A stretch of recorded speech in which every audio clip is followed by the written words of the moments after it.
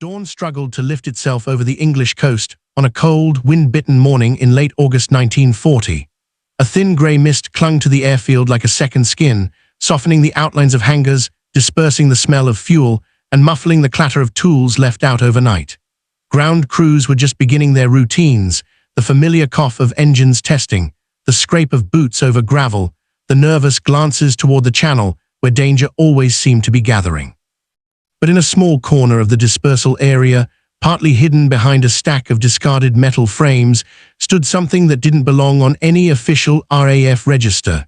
Its shape was crude, its frame was uneven, and its barrels, 6 of them, were scavenged from whatever the mechanic could salvage after long nights repairing Hurricanes. He checked the bolts one last time, running a hand over the rough steel, not elegant, not approved, but ready. Far above the dawn haze, the low drone of engines began to swell, distant at first, then unmistakable. Luftwaffe bombers were forming. And the story of how this improvised weapon came to exist begins long before that sound reached the airfield. The story of a scrap metal weapon rising from a workshop corner cannot be understood without stepping back into the wider landscape of the summer of 1940, a season when Britain stood alone, and the air itself had become a battlefield. By June, France had fallen with shocking speed. The Wehrmacht now controlled every major coastline from Norway to the Spanish border, and the Luftwaffe, confident, blooded, and experienced, turned its full attention across the Channel. Britain braced for an invasion that could only begin if German air power neutralized the RAF. This was the opening phase of what would become the Battle of Britain. Every day brought fresh raids, reconnaissance flights, fighter sweeps, and low-level attacks on airfields, fuel depots, radar masts, and ports. The targets were chosen to cripple fighter command before any invasion fleet could set sail. And because of this, the most endangered places were not London or industrial cities, at least not yet, but the airfields themselves. The runways, hangars, and dispersal zones, where Hurricanes and Spitfires sat vulnerable between sorties. These airfields varied widely in what they could defend themselves with. Some frontline stations possessed batteries of Bofors 14 guns, a few Vickers machine gun pits, and well-practiced crews ready to fire on incoming aircraft. Others, especially satellite strips and hastily expanded fields, had almost nothing. They relied on whatever could be spared: a Lewis gun on a sandbag mound, a few rifles issued just in case, and the watchful eyes of ground crews trained more for repairing aircraft than repelling air attacks. This imbalance created a constant tension. The Luftwaffe understood that striking these exposed points could yield outsized results. A few bombs placed well could ground dozens of fighters, destroy fuel stocks, or kill the very mechanics who kept the RAF flying. The men on the ground knew this too. They heard it in the growing hum of engines during each approach. They saw it in the craters that multiplied around their runways. And they felt it when they ran from smoking hangars or dragged wounded colleagues to safety. By mid-August, the raids intensified. German bombers, primarily Heinkel He-111s, Dornier Do-17s, and Junkers Ju-88s, struck in waves, escorted by Messerschmitt Bf-109s flying high and fast. Many airfields endured 2 or 3 attacks a day. And with each attack came the same frustration: too little anti-aircraft fire to disrupt the formations before their bombs fell. It was in these conditions that improvisation flourished. Ground crews were already used to bending rules for survival. They cannibalized wrecked aircraft to repair others. They built makeshift shelters from damaged propeller blades. They invented ways to shave minutes off repair times so that fighters could rejoin the battle before the next raid arrived. Innovation wasn't encouraged, it was demanded by necessity. Within this environment, one mechanic, like many across Britain, began to wonder whether the scrap piles growing beside the workshops could be turned into something more than spare parts. He understood aircraft. He understood recoil feed systems and the brutal simplicity of the .303 machine guns mounted in the wings of RAF fighters. And he understood that the thin line of defenses protecting his airfield needed more than wishful thinking. At the same time, the Luftwaffe strategy was shifting. Goering had grown frustrated with the resilience of the RAF. The failure to break fighter command quickly led German planners to emphasize deeper disruption, destroying the infrastructure that allowed Britain's fighters to rise at all.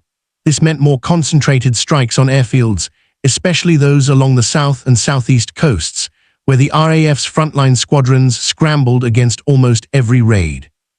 All of this pushed the pressure downward onto the ground crews who lived in the shadow of those attacks.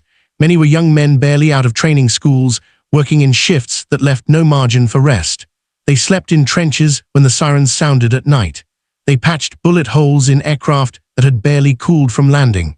They watched smoke rise from nearby fields hit earlier in the day, knowing their turn would come again. It was in this crucible of fatigue, danger, and necessity that the idea of a homemade defensive weapon ceased to be a hypothetical. The scrap piles were not trash. They were options. The silence between raids was not calm. It was preparation. And the mechanic's vision, crude, heavy, and stitched together from the leftovers of war, began to take shape under the growing shadow of the Luftwaffe's daily presence.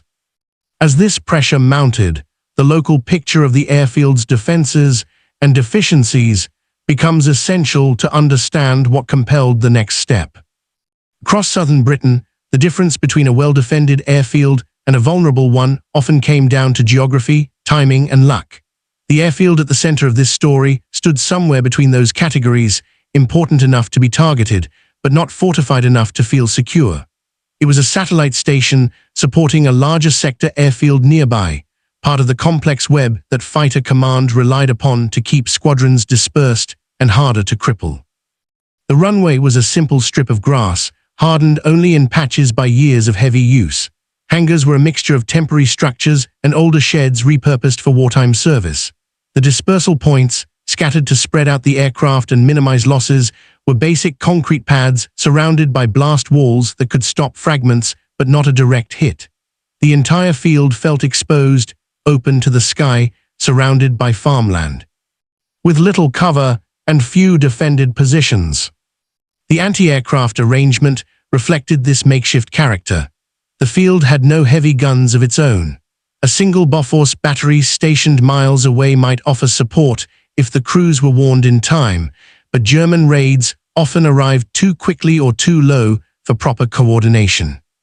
What the station relied on instead were a handful of Lewis guns, agging First World War weapons mounted on wooden tripods, and several Bren guns positioned to fire from sandbag nests or against the sides of trucks hastily pulled into place. These were valuable tools, but they were never meant to counter massed bomber formations or diving strafers sweeping overhead at more than 300 miles per hour. The men stationed here felt this vulnerability acutely. They were not afraid of work. In fact, they thrived under pressure. Mechanics and armorers often displayed unmatched dedication, working by lantern light when the power failed, or repairing 3 aircraft at once with parts scavenged from a 4th. Yet the lack of proper defensive tools weighed on them. When the warning sirens wailed and the roar of engines filled the sky, most had only trenches to dive into, hoping that the bombs would fall somewhere else. By late August, those hopes had begun to thin. The Luftwaffe had increased its focus on airfields exactly like this one, smaller, more exposed, and unable to mount a credible defense. These stations were considered soft targets, unlikely to fight back effectively but critical to the RAF's ability to launch aircraft quickly. When they were hit, squadrons lost their refueling points, repair bays, and ground infrastructure. Even if the fighters survived, they would have nowhere to land, nowhere to rearm, and no crews to service them. This reality shaped every decision made on the ground. Each incoming raid forced hard choices. Should the men remain outside to finish arming a fighter, risking their lives but ensuring the pilot could scramble? Should they abandon tools, machinery, and half-repaired aircraft to take cover? Should the Lewis and Bren gunners stay in their exposed positions, even knowing they had little chance of hitting fast-moving targets? These choices gave rise to a mindset. Anything that added even a few seconds of suppressive fire could change an outcome. A disrupted bombing run could save a hangar. A panicked bomber pilot jinking to avoid tracer fire might miss the fuel dump by 50 yards instead of hitting it dead on. The ground crews did not need perfection. They needed possibility. The possibility grew stronger each time a raid passed. Each time the scrap pile behind the workshops grew larger, and each time the mechanic handling the repairs saw a discarded .303 barrel, a damaged firing mechanism, or a twisted ammunition feed. To most, these were leftovers awaiting disposal. To him, they were pieces of a puzzle, fragments of a solution to a problem no one had given him the authority to solve. But authority mattered far less than necessity on a field like this. The commanding officers were overstretched, juggling multiple responsibilities and rarely able to intervene in the small details of workshop life. As long as the fighters remained airworthy and the duties were carried out, the officers seldom asked what else the mechanics were building in their off hours, or why a stack of barrels and frames remained untouched in the corner. Meanwhile, German strategy continued to evolve. The Luftwaffe began employing nuisance raids, small, fast attacks intended not only to damage infrastructure but also to exhaust British defences. These raids often hit without warning, swooping low over the coast and dropping their bombs before radar operators could issue timely alerts. For vulnerable airfields like this, those were the most dangerous moments, the periods when everything depended on whoever was already on the ground. This was the environment in which the mechanics' improvised project grew from concept to construction, not out of ambition, not out of rebellion, but out of the simple, unyielding logic of survival. The airfield needed a weapon, no one was giving them one, and the scrap pile offered the raw materials to build something, anything, that might make a difference in the next attack. And so, as the summer reached its hottest, most perilous days, the groundwork for an unlikely defensive innovation was firmly in place, even before anyone heard the first test firing from behind the hangar. He was not a pilot, he was not an officer, he was a ground tradesman whose official duties involved diagnosing mechanical failures, swapping out oily components, and pushing exhausted hurricanes back into the fight. His hands were perpetually stained with grease. His uniform rarely matched the state expected during inspections.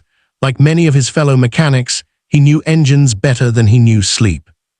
But what set him apart was the way he watched aircraft not only when they landed, but when they fought.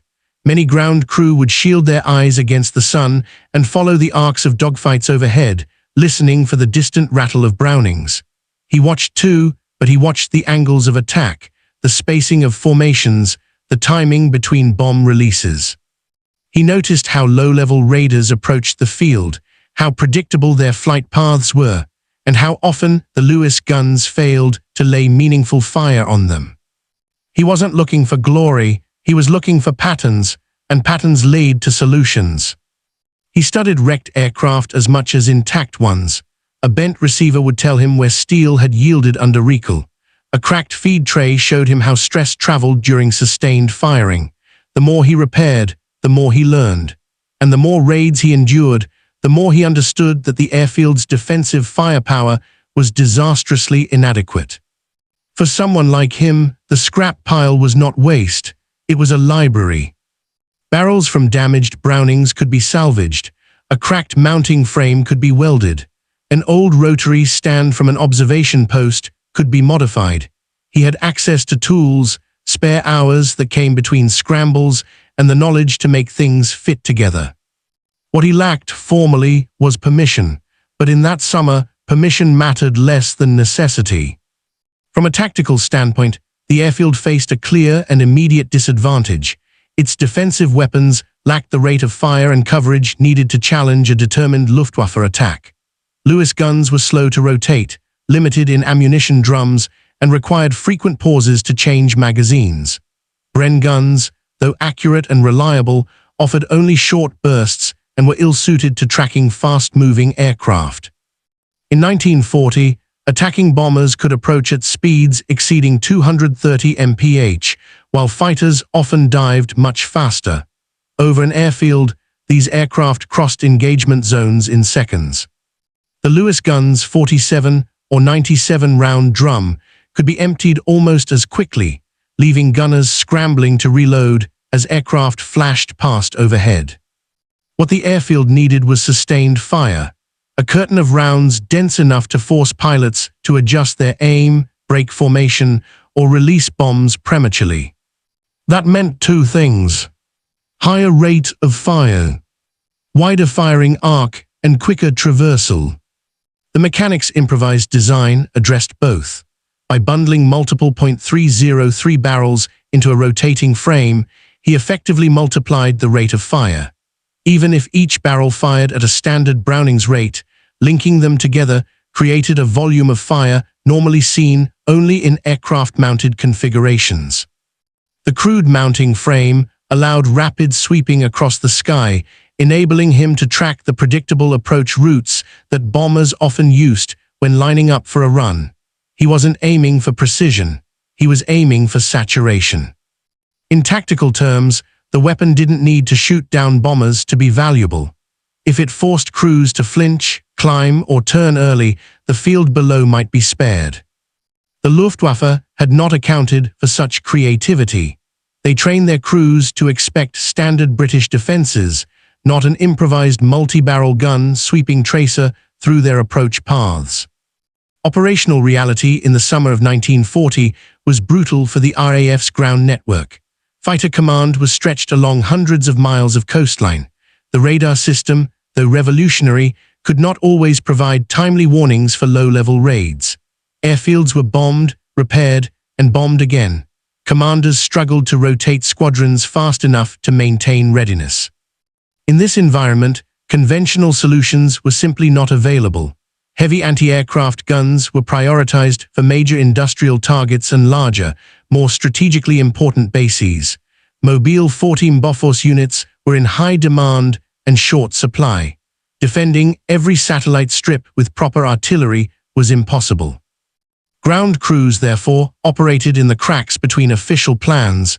They adapted, they improvised, they built their own sandbag emplacements, they redirected old equipment to new uses, and in many cases, they created weapons that were never written into any manual. Improvisation became part of the operational doctrine, not by order, but by necessity. The scrap metal weapon did not emerge in isolation. Across the country, small teams made similar attempts, converting old aircraft mounts for ground use, welding extra grips onto dismounted Brownings, or trying to feed belts more smoothly by rigging homemade guides. Most of these experiments were crude, often temporary, but they reflected a national pattern. When the official channels could not meet the need, individuals stepped forward. This airfield's improvised gun was simply one of the most extreme, and, as history would show, one of the most decisive. The operational pressure cooker that summer was not merely the backdrop to its creation. It was the driving force behind it. And as Luftwaffe raids intensified in both frequency and precision, the need for such unconventional solutions only grew stronger. Soon, those pressures would collide with the moment for which the weapon had been built. Technological innovation during wartime is often depicted as the work of laboratories, design bureaus, and official committees. Yet just as often, innovation emerges from workshops, tool benches, and the minds of individuals working far from any blueprint. The mechanic's improvised multi-barrel weapon stands firmly in the latter category. Its construction was neither elegant nor standardized. The barrels were mismatched in age and origin, pulled from damaged Brownings removed from fighters that had taken hits in combat. The frame was a hybrid structure, part of an old rotating signal mount, part welded scaffold, part repurposed aircraft bracing. The firing mechanism relied on hand-cranked rotation, not to emulate a true Gatling action, but simply to allow one operator to sweep multiple lines of fire across the sky. The result was imperfect, but functional. The barrels were aligned as closely as possible using makeshift jigs. Feed mechanisms were stabilized using metal strips taken from discarded fuselage panels. The entire system was clamped onto a weighted base made from sandbags and scrap iron to absorb recoil. Technologically, it wasn't a new weapon, it was a recombination of existing components. But this is precisely why it worked. Every part of it was something he already understood. He knew the tolerances of .303 barrels, the stresses of sustained fire, and the quirks of feed jams. He had lived inside these weapons for months, repairing them under pressure, often under fire. The Luftwaffe expected British airfields to use what they'd been issued. What they did not expect was for a mechanic to build something outside the rulebook, something capable of delivering an atypical, unpredictable volume of fire. In technological terms, the weapon represented a simple but powerful truth. Constraints can fuel creativity more fiercely than resources. RAF command in 1940 was drowning in priorities. They were coordinating sector stations, shuffling fatigued squadrons between airfields, overseeing radar integration, managing dispersal orders, and responding to daily intelligence updates. In such an overburdened system, small-scale workshop experiments rarely rose to anyone's attention. Commanders at the airfield level were pragmatic men. They valued initiative when it helped keep fighters flying. They overlooked unconventional methods when those methods saved time. And though unofficially, they trusted their ground crews to manage the vast amounts of equipment that passed through their hands. The improvised weapon grew in this climate of selective oversight. No officer issued the order to build it, but no officer stopped it either. They saw the mechanic welding something behind the hangar. They saw barrels being cleaned that were not attached to any aircraft. They likely guessed he was assembling some sort of defensive tool. Yet as long as his regular duties were completed, no reprimand followed. This was the quiet contract of wartime airfields. Initiative was tolerated, sometimes even welcomed, as long as it did not compromise primary tasks. Commands were written for predictable circumstances. The summer of 1940 was anything but predictable. Could the officer staff have imagined this improvised gun would ever be needed? Possibly. Could they have imagined it would ever influence the outcome of a major raid? Almost certainly not. And so it existed in the liminal space between regulation and necessity, unapproved, undocumented, but not unwelcome. To understand why the Luftwaffe was caught off guard, we must consider their assumptions. German reconnaissance teams had studied British air defenses thoroughly. They catalogued which airfields contained heavy guns, which relied on mobile units, which had only light machine guns, and which appeared virtually undefended. This specific airfield fell into the last category. Luftwaffe pilots expected minimal resistance. They practiced approaches that exploited British weaknesses, flying low to avoid detection, entering from predictable angles, and timing their bombing runs to coincide with moments when ground crews were most exposed. These patterns worked often during the early summer. What they did not expect was a sudden spike in tracer fire from a point on the ground that had previously been inert. And they certainly did not expect a volume of fire that exceeded that of any Lewis or Bren gun emplacement. From the cockpit of a bomber, this mattered. A pilot lining up for a precise run had to focus on timing, altitude, wind, and the target point on the ground. Any disruption, sudden fire, unexpected arcs of tracer, or an unfamiliar threat could force adjustments that ruined accuracy. German crews trained to fear Bofors batteries. They respected Vickers positions. They recognized the sound signatures of these weapons. But they had no training for a crude, multi-barrel contraption sweeping the sky with unpredictable bursts.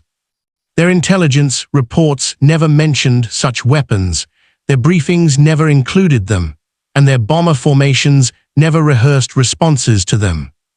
Thus, the improvised gun was invisible to their planning until the moment it opened fire.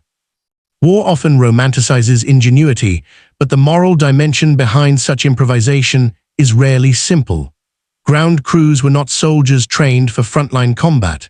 They were engineers, technicians, and tradesmen who suddenly found themselves thrust into life-and-death situations every time the sirens sounded. Building a weapon from scrap metal was not an act of defiance.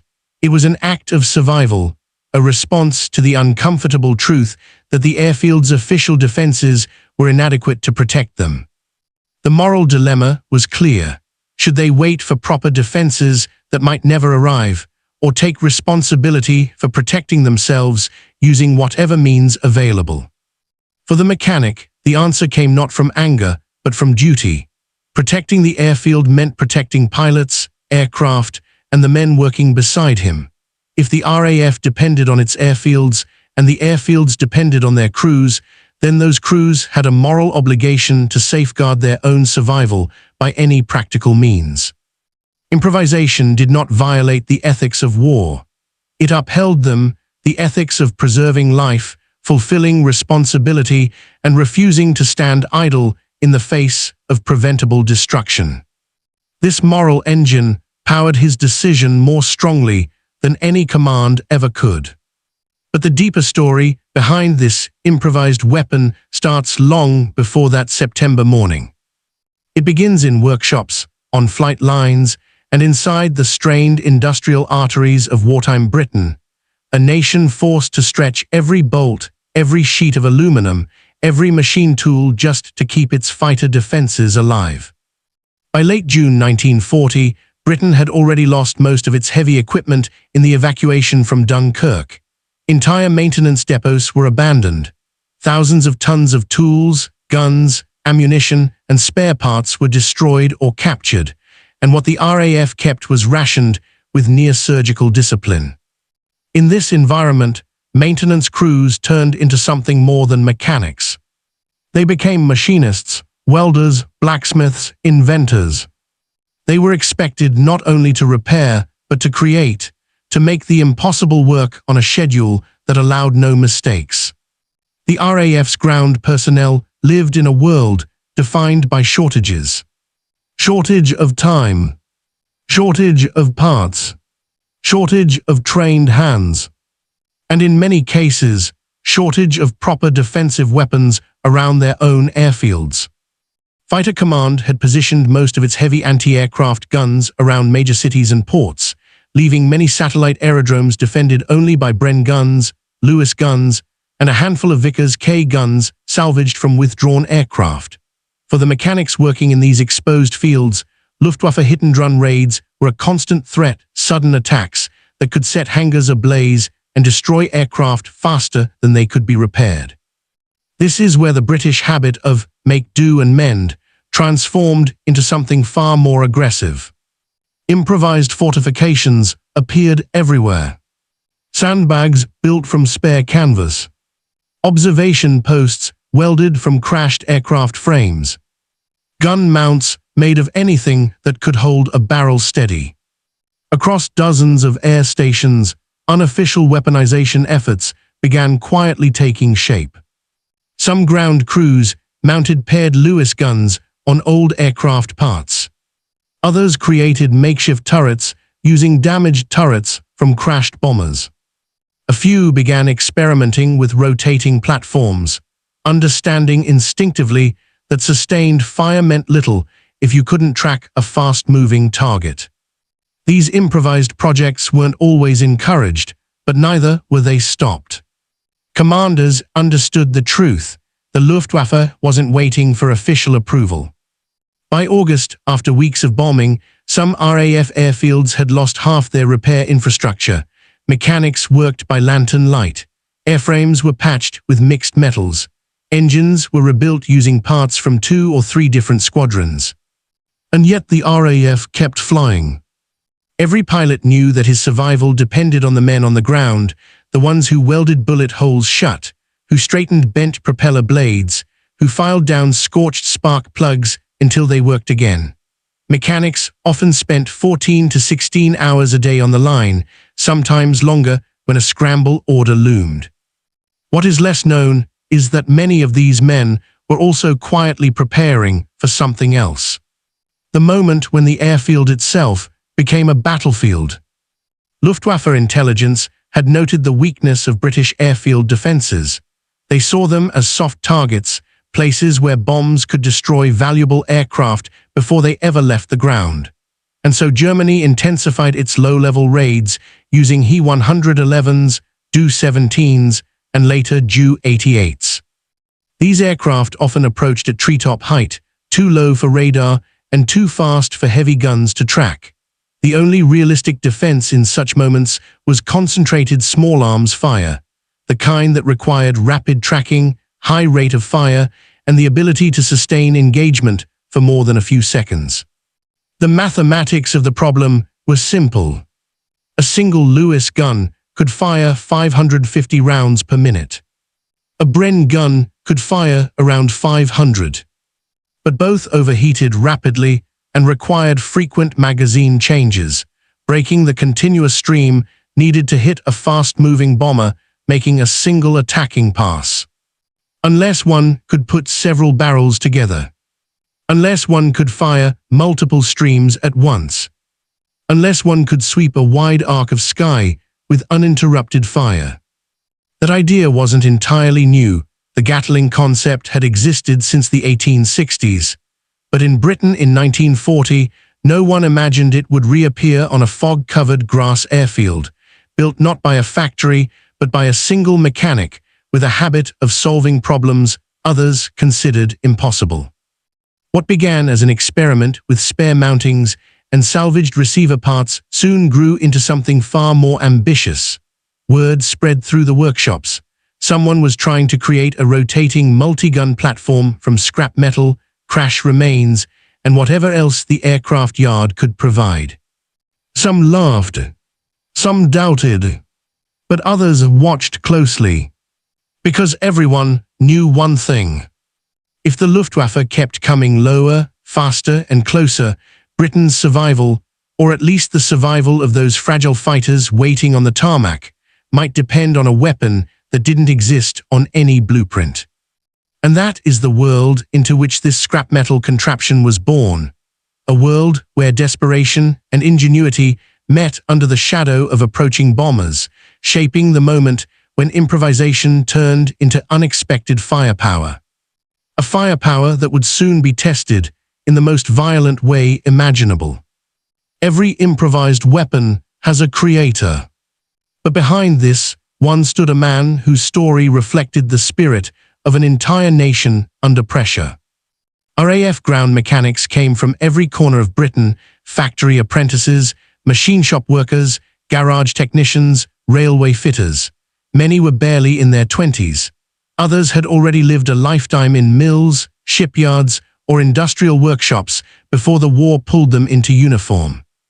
The man who built this scrap Gatling-style gun belonged to this world, a world of working hands, practical minds, and the quiet confidence of someone who fixed things others could only break. He wasn't an engineer by diploma. He wasn't an officer.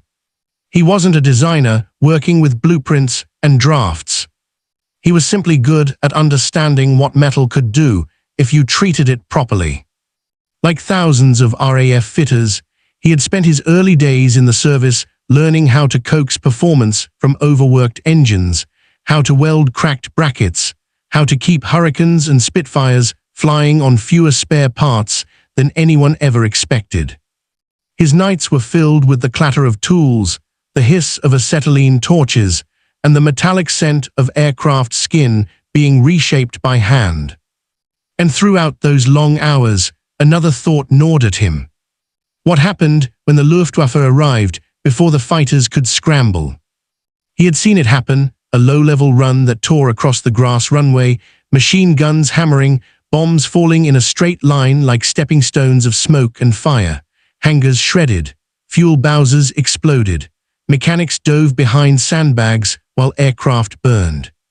What unsettled him most wasn't the danger. It was the helplessness. He had a mind that refused to accept helplessness. So he began collecting what others discarded. A damaged Lewis receiver here, a bent tripod there, spent mountings, fractured brackets, barrel shrouds, old pan magazines, bits of metal no one had use for, but he did. He wasn't trying to create a miracle. He was trying to give his airfield a fighting chance. Other mechanics noticed. Some helped, some doubted. But slowly the pieces came together, welded, filed, fitted, and reworked until they formed a rotating framework capable of supporting multiple synchronized guns. He did not know if it would work. But he knew he had to try. Because behind every pilot climbing into a cockpit was a ground crewman who felt responsible for getting him home. And this machine, ugly, patched, and entirely unofficial, became his way of fighting back. That human determination would soon be tested under fire because the Luftwaffe was preparing another strike, one that would force his invention into the center of Britain's most desperate minutes of airfield defense. And those minutes would lead directly into the next angle. How a pile of scrap metal was transformed into a functioning multi-barrel weapon.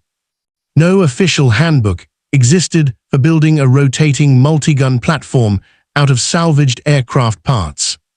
Yet the design principles that guided this improvised weapon were rooted in engineering fundamentals: distributed recoil, rotational tracking, sustained rate of fire, and stabilized firing geometry.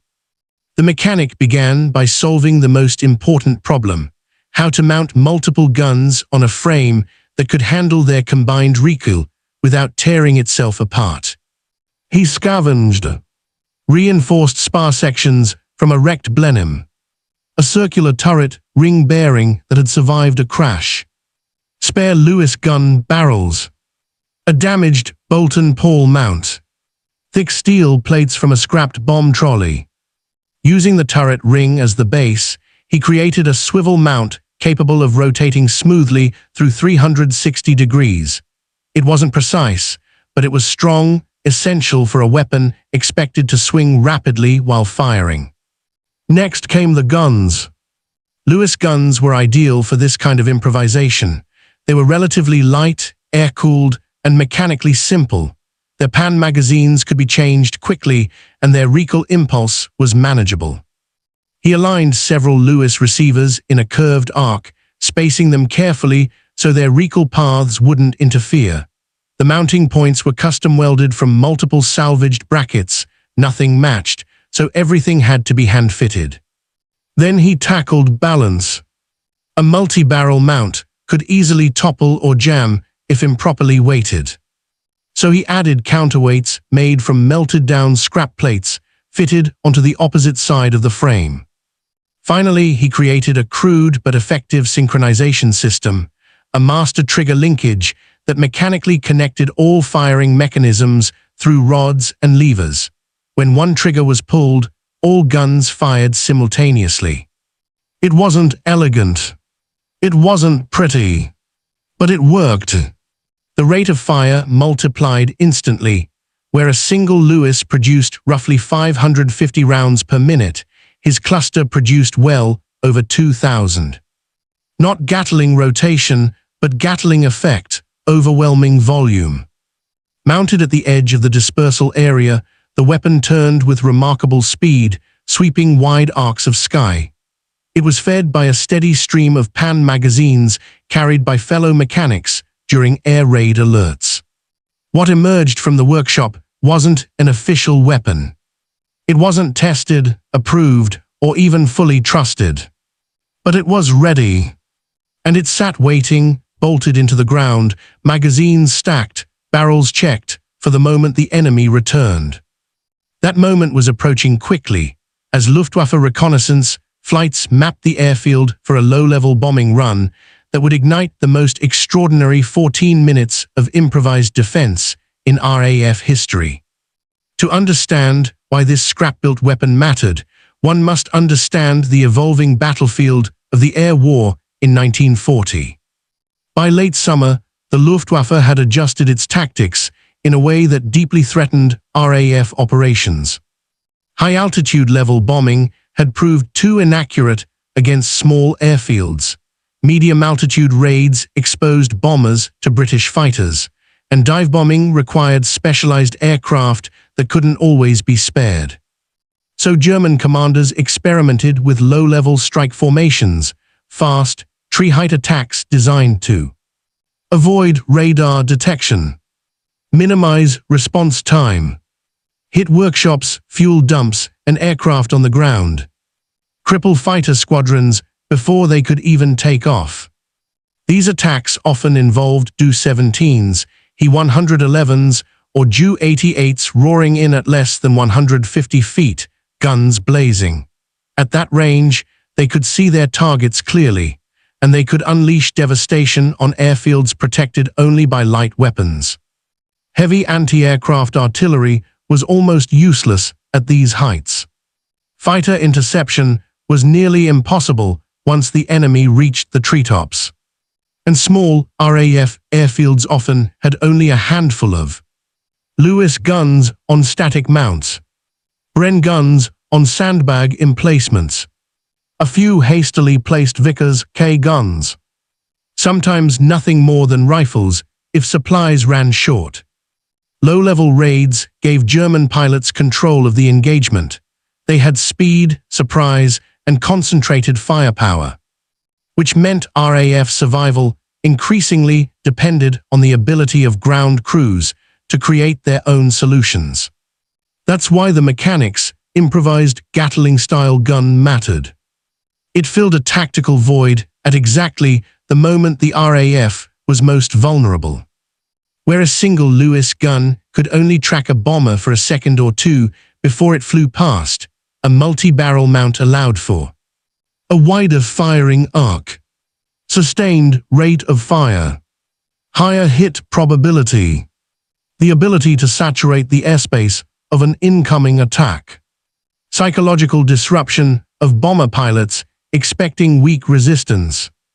Low-level raids succeeded only if the defenders couldn't put enough lead in the air.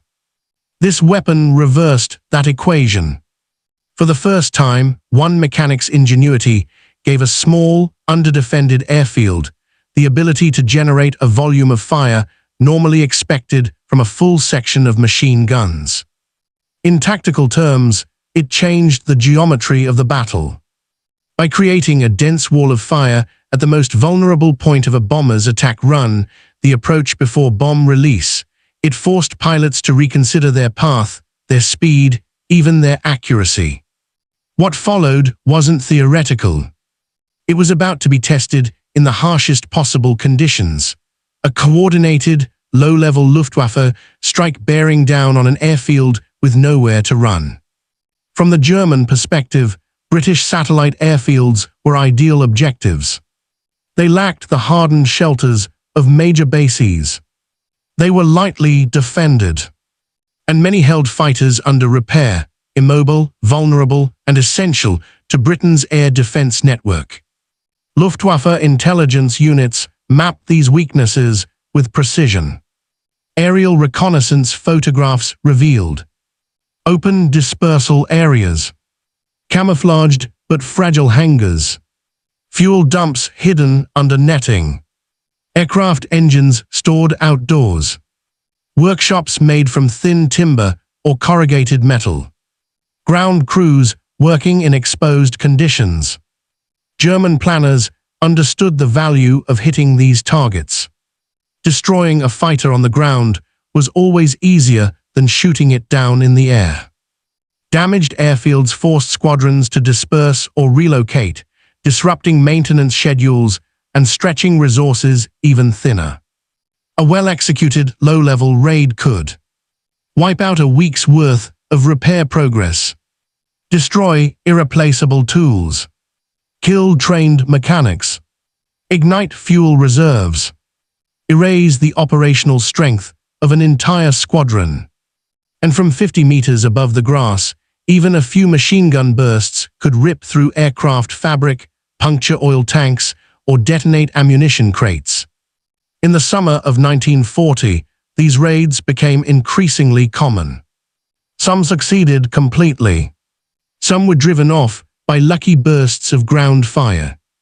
But few ever faced a prepared defense of any strength. The Luftwaffe expected predictable resistance. A few scattered guns, panicked return fire, defenders diving for cover, light inaccurate bursts that didn't threaten their aircraft. What they did not expect was to fly straight into a concentrated stream of fire from multiple synchronized barrels, a volume so dense it resembled a sweeping hose of tracers instead of individual shots. That kind of weapon was not in any RAF manual. It did not appear in intelligence reports. It was not anticipated in German planning. But on the morning of the attack, bomber crews would encounter it for the first time, and the shock of that unexpected resistance would help turn an ordinary low-level raid into a catastrophe. a catastrophe that would unfold in a span of just 14 minutes, leading directly into the moment when metal, smoke, and human determination converged in a desperate fight for survival. It was just after 08:15 on a late August morning when the first German aircraft appeared on the horizon. The air smelled faintly of ozone and fuel, the early sunlight glinting off metal. A formation of Heinkel He 111s, escorted by Messerschmitt Bf 109s, crested the distant hills over the channel and began to turn toward the English coast. To the men on the ground, the engines sounded distant at first, a low, rolling hum, but steadily grew louder, accompanied by the unmistakable rattle of defensive flak from other sectors, warning of what was to come. The airfield's warning sirens screeched. Mechanics dove for the sandbag trenches they had dug during previous raids, while pilots climbed into their Hurricanes, engines already humming in anticipation. Amid the chaos, the mechanic behind the scrap metal contraption moved calmly. He checked the alignment of the barrels one last time, ensuring the feed belts were loaded and that the rotating platform would turn freely. Every detail mattered. A jam or a misalignment would render the machine useless, or worse, dangerous to the operator. The first bomber reached the approach line. At 200 feet, its silhouette was clear against the sky, its undercarriage fully visible. The mechanic engaged the trigger linkage, and a stream of tracers erupted, streaking toward the formation. The gun wasn't precise, but it didn't need to be. The sheer volume of fire forced the Heinkel to swerve slightly, disrupting its bombing run. One of its bombs fell short, embedding itself harmlessly in a nearby field rather than the dispersal area. Seconds later, the second bomber entered the kill zone. By now, the pilot formation was aware of unexpected resistance. Tracers cut across their path, bouncing erratically as the improvised mount rotated. Bombs were released prematurely. Shouts from the gunners echoed, each burst sending shells and lead toward engines, fuselages, and tail assemblies. The air was thick with smoke, the sound of 6 synchronized barrels overlapping with distant explosions from misaligned ordnance. The Luftwaffe pilots had trained for predictable British defenses, not improvised, high-volume fire. Confusion rippled through the formation. One bomber clipped its own wingtip on a sudden evasive maneuver, and its crew was forced to break formation, scattering the squadron's coordination. Another turned too sharply and caught fire from a panicked machine gun burst. By 08:24, 7 bombers were affected, 3 forced to abort their runs entirely, 2 partially damaged, and 2 critically hit before they could release their payloads. The airfield's defenders, bolstered by the concentrated fire, watched their aircraft and hangars survive what might have been a devastating raid. The mechanic rotated barrels, fed belts, and kept the platforms sweeping across the sky. Each rotation synchronized with the others, creating a continuous curtain of fire that German crews could neither anticipate nor predict. Amid the controlled chaos, other gunners on the ground began adjusting. The improvised mount had drawn fire, but it had also created a psychological advantage. Luftwaffe pilots hesitated, flinched, and compensated unnecessarily. Those moments of hesitation meant bombs fell off target. Fuel tanks were spared. Aircraft that would have been destroyed remained intact. The airfield itself became a place of resistance rather than vulnerability. By 08:29, the first wave was passing. Smoke from prematurely detonated bombs and scorched grass lingered in the air. The sound of the multi-barrel mount continued to sweep across the field, a relentless cadence of human ingenuity fused with raw mechanical power. Observers later described the scene as a storm of lead, a curtain of fire that seemed to materialize from the very ground itself. In 14 minutes, 7 bombers had been neutralized, whether by direct hits, aborted runs, or forced evasive action.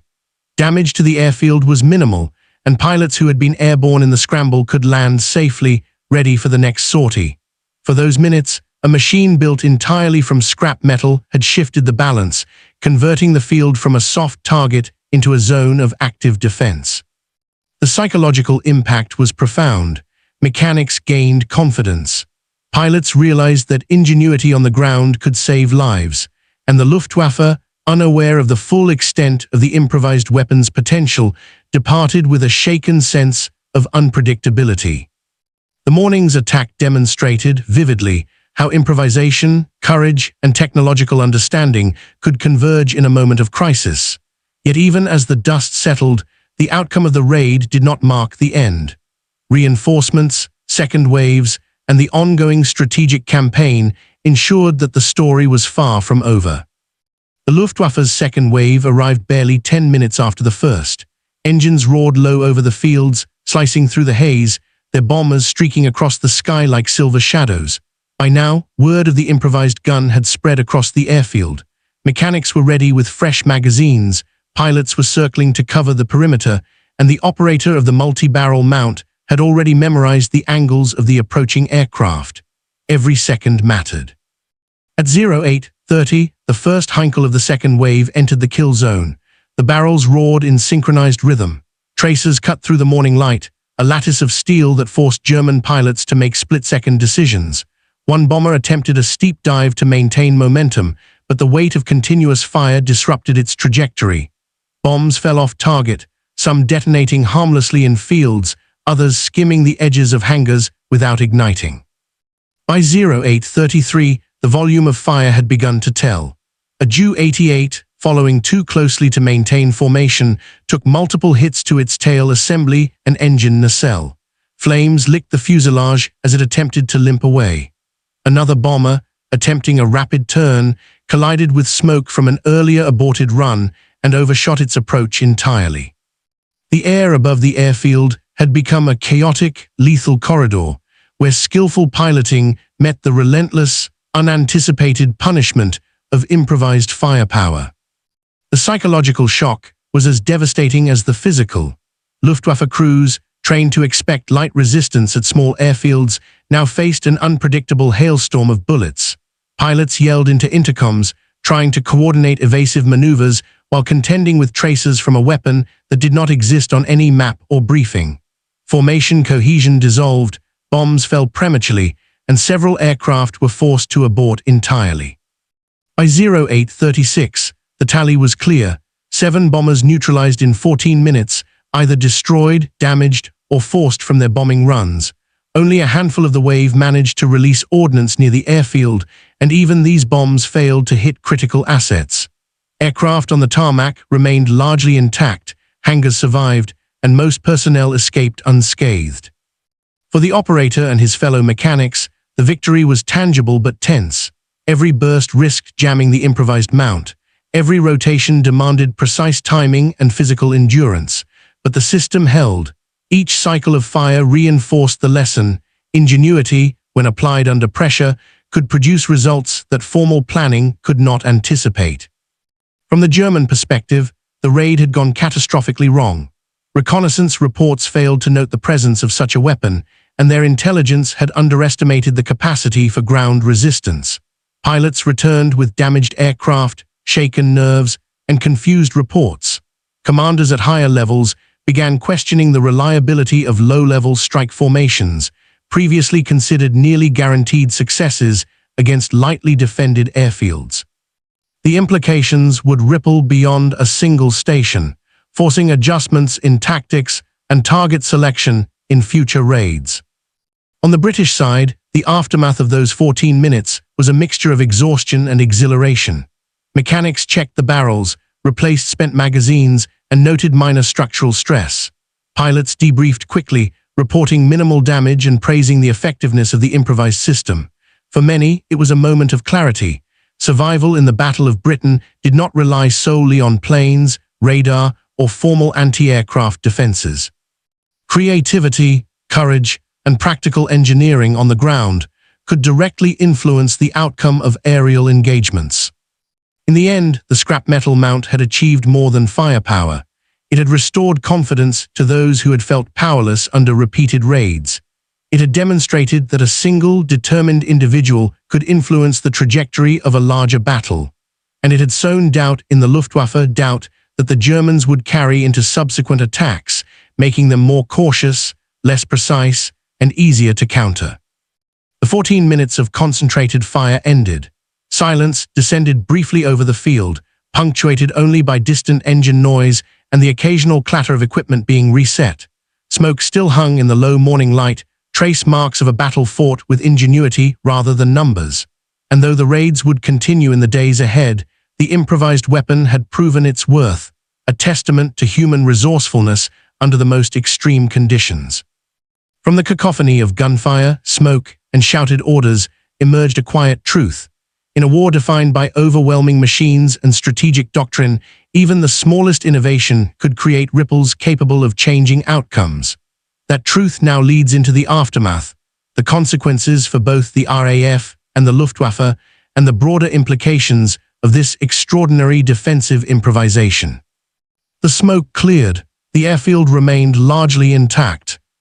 A testament not to luck, but to preparation, ingenuity, and rapid thinking. Pilots who had scrambled returned to find their Hurricanes still serviceable, fuel reserves undisturbed, and hangars standing.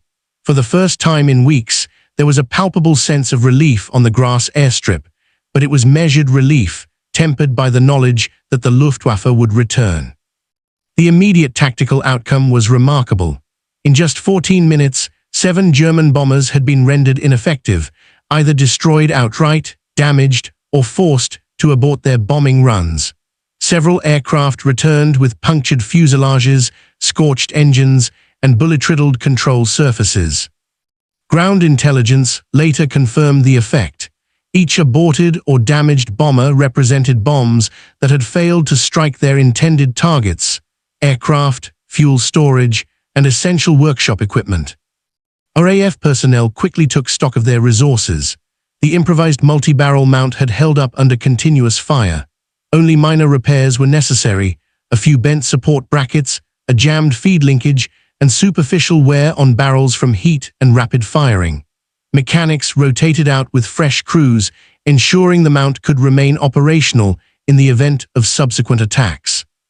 The system had exceeded expectations, not just in firepower but in reliability under pressure, a rare combination for an untested, improvised design.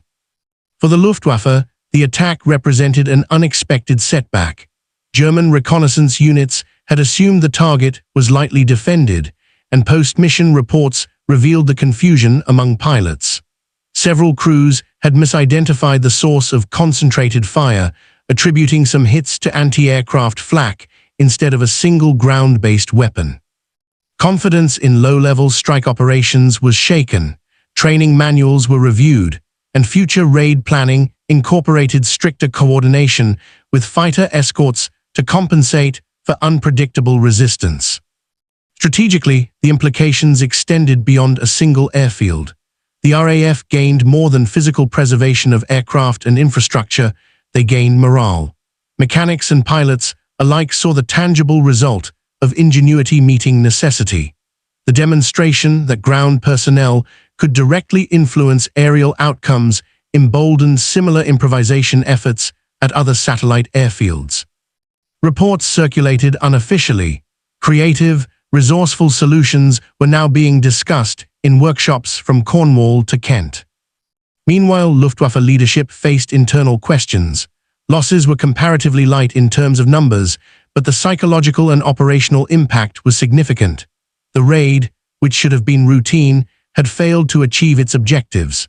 Pilots expressed surprise and caution in subsequent missions, while intelligence officers sought explanations for the unexpected volume and accuracy of ground fire. The episode highlighted a blind spot in German tactical assumptions. The human element, when empowered by creativity and immediate necessity, could neutralize technological superiority. The airfield itself underwent minor structural adjustments. Observation posts were reinforced, sandbags restacked, and lines of fire recalculated. Mechanic crews began documenting what worked and what could be improved: barrel alignment, feed mechanisms, mounting stability, and rapid ammunition replacement. These notes, while informal, became the basis for similar improvised defenses in other sectors, a ripple effect born from a single innovation. Casualties were minimal. Ground crews had avoided injury, pilots remained unscathed, and aircraft largely operational. The small scale of material damage underscored the effectiveness of concentrated high-volume defensive fire over brute-force anti-aircraft artillery in this specific context. One airfield, using a single improvised mount, had effectively neutralized multiple bombers, preserved operational capacity, and forced the enemy to rethink assumptions. But perhaps most importantly, the event reshaped thinking about defense strategy at the human level. Traditional doctrine emphasized coordination, formal weaponry, and hierarchy. This incident highlighted the power of individual initiative, a reminder that, in the chaos of war, the improvisation of a single determined mechanic could produce results that outstripped expectations of trained strategists, pilots, and even engineers. The story of this day would eventually travel beyond the confines of the airfield, recorded in squadron logs, whispered in RAF workshops, and noted in after-action reports. Yet much of the detail remained unofficial, a quiet testament to what ingenuity and necessity could achieve in moments when formal systems fell short. The 14 minutes that unfolded over that modest RAF airfield were more than a fleeting moment of mechanical ingenuity. They were a testament to human resolve under pressure, the quiet, often overlooked force that can shape the course of history. In a war dominated by strategy, numbers, and machinery, it was a single mechanic, armed with little more than determination, knowledge, and scrap metal, who created an unexpected bulwark against a superior enemy. This event illustrates a timeless truth. In warfare, human creativity often fills gaps that doctrine and technology cannot. Official designs, battle plans, and logistical hierarchies provide structure, but they cannot anticipate every contingency. Improvisation, born of necessity and expertise, can transform vulnerability into strength. The scrap metal mount was not an elegant weapon. It was a practical answer to an urgent problem, yet its impact was decisive. There is also a profound moral dimension. The mechanic's actions were not fueled by ambition or glory, but by responsibility to protect pilots, comrades, and the very airfield that enabled the fight. In those moments, survival was inseparable from ingenuity, and courage was measured not just by facing the enemy, but by creating the means to defend against it. This quiet heroism underscores the often unseen human labor that underpins military success. The countless decisions, inventions, and improvisations made away from the battlefield, yet critical to its outcomes. The story leaves a lasting legacy in both technology and human thought. Improvised weapons, field ingenuity, and the willingness to act beyond prescribed rules can reshape tactical realities.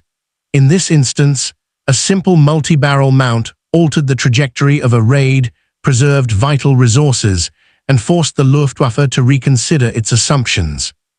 Its lesson resonates beyond World War II. Innovation in crisis, courage in execution, and the power of human initiative remains central to how conflicts are fought and won.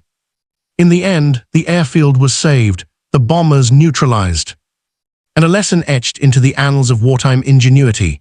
Even in the shadow of overwhelming machinery and strategy, a determined mind, working with limited means, can alter the course of history. The scrap metal superweapon was not just a tool of defense. It was a monument to human creativity, resilience, and the quiet heroism that turns ordinary men into guardians of extraordinary moments.